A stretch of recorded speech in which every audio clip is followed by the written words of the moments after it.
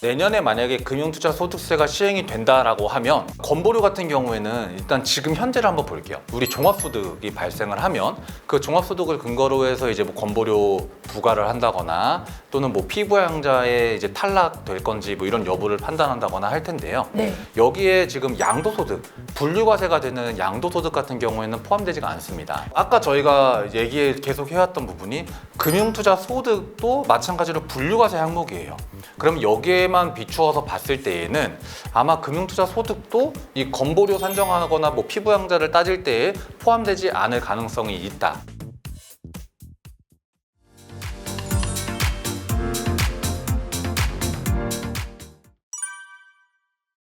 자, 우리가 이제 금융 투자를 해서 벌어들이는 소득이 제가 알기로는 일단은 차익 실현하는 부분도 있을 것 같고 이자나 배당을 받는 것도 있을 것 같아요. 그럼 이제 이자나 배당은 저희가 일반적으로 알고 있다시피 2천만 원 기준으로 해서 종합과세와 분리과세로 나뉘잖아요. 네. 그러면 이제 금융 투자 소득세는 다른 소득하고 뭐 더해진다거나 뭐 이렇게 되는 건 아닌가요? 네, 일단 요거부터 말씀드려야 될 것 같아요. 네. 저희가 내년에 만약에 금융투자소득세가 시행이 된다라고 하면 네네. 기존 현행 세법에서의 이자 배당 소득은 이제 금융소득이라고 저희가 부르죠. 오, 네. 그건 없어지나? 라고 없어지나요? 생각하실 수 있어요. 네.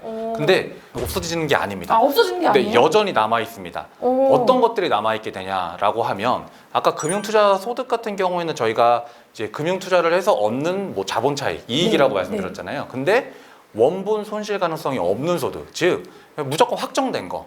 예를 들면 대표적인 게 뭐 예적금 이자라던가 네. 저희 뭐 채권에서 이자 정기적으로 받잖아요. 네. 채권 이자나 아니면 주식 배당금 이런 것들은 뭐 손실이 있는 게 아니잖아요. 네, 맞아요. 그러다 보니까 얘네들은 여전히 이자 소득과 배당 소득으로 남아 있고 그리고 그 금액들을 합쳐서 2천만 원이 넘어가게 되면 금융소득 종합과세도 여전히 적용이 될 것이다. 그런데 금융투자 소득은 아까 처음에 말씀드렸던 것처럼 분류과세 항목이거든요. 네. 근데 이자 소득과 배당 소득은 이 종합소득으로 있잖아요. 네, 나의 다른 소득하고 다 더해지는 맞습니다. 세금이 훨씬 더 큰 거죠, 사실. 네. 그런데 이제 이 분류과세이기 때문에 이 금융투자 소득으로 내년부터 시행이 되면 이 이자 배당 소득을 포함한 종합소득과 합산되지 않고 별도로 22%나 27.5%의 세금만 내고 끝날 거고 그런 측면에서 봤을 때 내가 자산이 아주 많아요. 엄청 많고 금융소득이 엄청 많이 발생하는 분이다 라고 생각을 해보자면 현행 세법으로 가면 금융소득 종합과세가 적용이 돼서 네. 이제 세율이 최고 뭐 지방소득에 포함하면 우리나라가 49.5%까지 거의 가잖아요. 50%죠. 예. 그 정도까지 세부담이 들어갈 수가 있는 건데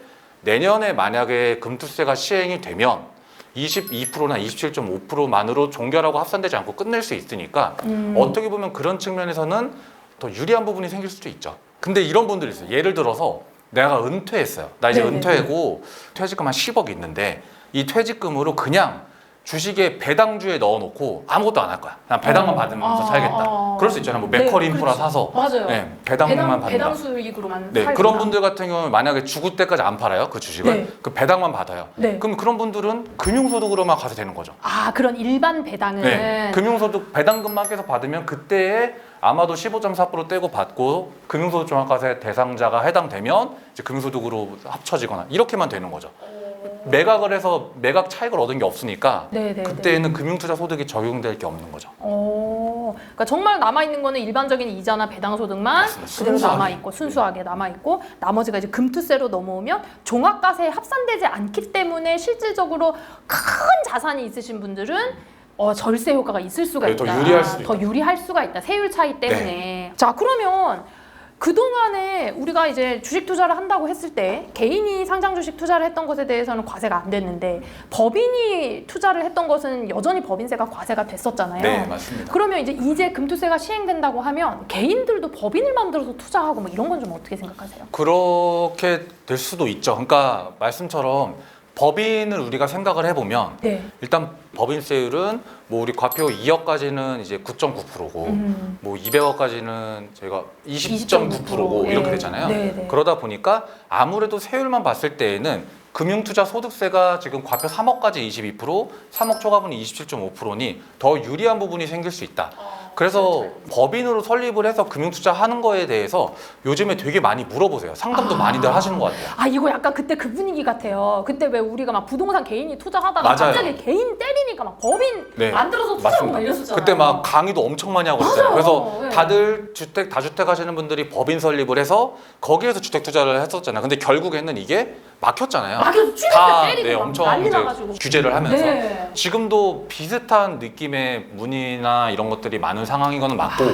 그렇구나. 다만 이제 이렇게 법인으로 했을 때에 무조건 유리하냐는 따져봐야 한다. 뭐 예를 들면은 여기서 이제 우리가 금융투자 하면서 계속해서 쌓여가는 잉여금을 어쨌든 간에 주주분들이 이제 우리 개인이 가져가려면 결국 또 배당으로 가져가야 그렇죠, 되는데 그렇죠. 그럼 네. 또 여기에서 배당소득세가 발생하는 부분 여전히 또 배당소득세로 가져가야 네, 되니까. 그렇죠. 또 이거를 법인으로 또 지나치게 또 많이 막 너무 활성화되면서 과하게 되면 과거에 막 주택 이럴 때처럼 그러면 또 마찬가지로 제재가 생길 네, 수도 있고. 어떤 규제나 이런 것들이 네. 들어갈 수도 있잖아요. 그런 예측하기가 좀 어려운 부분들도 있을 거고 그래서 많은 것들 좀 무조건 유리하다라고 하기보단 좀 그런 부분들을 따져봐야 될 게 아닌가 싶습니다. 좀 추이를 지켜봐야 될 것 같습니다.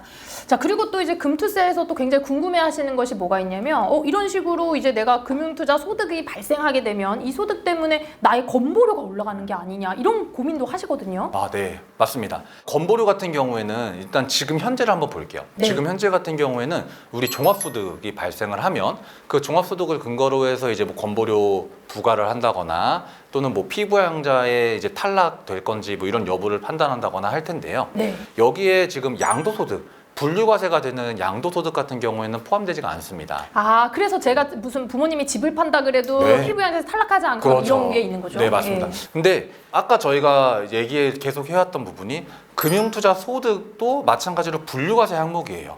그럼 여기에만 비추어서 봤을 때에는 아마 금융투자 소득도 이 건보료 산정하거나 뭐 피부양자를 따질 때에 포함되지 않을 가능성이 있다. 하지만 이 부분이 지금 법으로 명확하게 딱 정해진 거는 아닌 것 같습니다. 아. 그러다 보니 아마 내부적으로도 뭐 어떤 그런 얘기들이 있으실 오. 거고 할 거라서 이 부분은 제가 생각하기엔 좀 더 지켜봐야 될 게 아닌가 싶습니다. 그러니까 현행법으로는 양도소득은 건보료 소득에 포함되지는 않지만 네. 지금 이 금융투자 소득세라는 건 완전 신설된 새로운 그렇죠. 얘기 때문에 맞습니다. 어디에다가 끼워 넣어야 할지는 좀 추후 살펴봐야 맞습니다. 된다. 아, 네. 그런 말씀이시구나.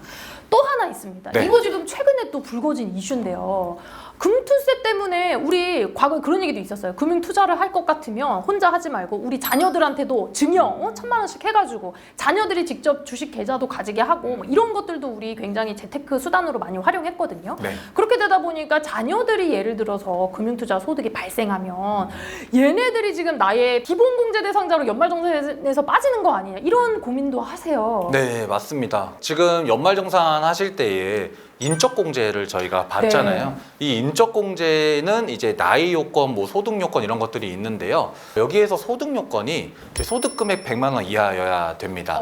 근데 이 소득금액 100만 원이 넘어가면 이 인적공제를 받을 수가 없다라는 얘기인데 금융투자 소득이 그럼 만약에 100만 원이 넘게 발생을 하면 과연 이게 어떻게 될 것이냐가 오, 맞아요. 좀 정말 이슈가 될 수 있는 이렇게 되면 부분이기는 뭐 해요. 부자 뭐 증세고 감세고 이런 거 다 떠나서 당장 내 문제가 되거든요. 그렇죠. 네. 예. 근데 이것도 마찬가지로 지금 현재 법에서는 소득금액 100만 원이라고만 정해져 있고 여기에서 금융투자 소득은 과연 어떻게 될 것인지에 대한 세부적인 규정은 현재는 없습니다. 아. 네. 근데 이런저런 생각을 해보자면 만약에 첫 번째로 정말 순수하게 소득 금액이 100만 원 넘어가면 이제 피부양자로서 인적공제를 받을 수 없다라고 할 수도 있겠고요. 그러면 금융투자 소득이 정말 100만 원만 넘어가도 아예 인적공제 못 받는 상황이 그렇죠. 되겠죠. 금투세 세금을 내니 못 내니가 아니죠. 네, 이거는. 그렇죠. 네. 그렇게 될 수 있을 거고 또 그게 아니라고 하면은 뭐 금투세는 또 다른 어떤 규정을 두어서 좀 다른 기준이 적용이 될 수도 있을 것 같기도 하고요. 그래서 이런 부분들은 향후에 뭐 세법 개정안이라던가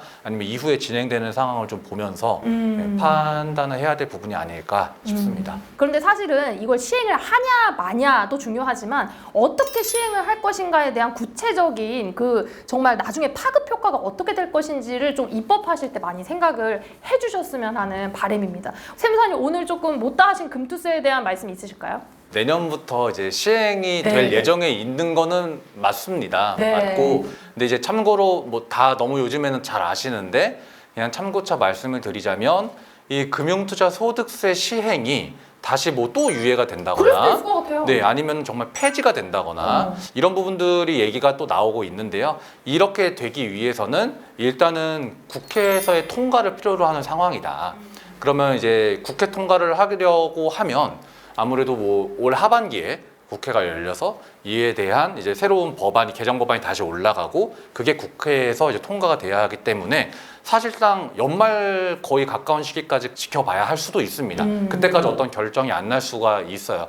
과거에도 뭐 세법상 대주주 뭐 이런 부분이나 봤을 때에 거의 연말까지 가는 경우들이 있었기 때문에요. 그래서 일반 투자자분들도 이렇게 지켜보시면서 네. 진행이 어떻게 되는지 네. 좀 관심 갖고 지켜보시면 좋을 것 같습니다. 네, 세무사님 말씀대로 일단 이미 법이 마련돼 있고 시행이 코앞이다 보니까 법을 이해하고 있자는 차원에서 저희가 오늘 개념 정리하고 팩트 체크까지 해봤습니다. 자, 세무사님 오늘 말씀 정말 감사드리고요. 저희 다음 시간에 또 유익한 내용으로 찾아뵙겠습니다. 감사합니다. 감사합니다.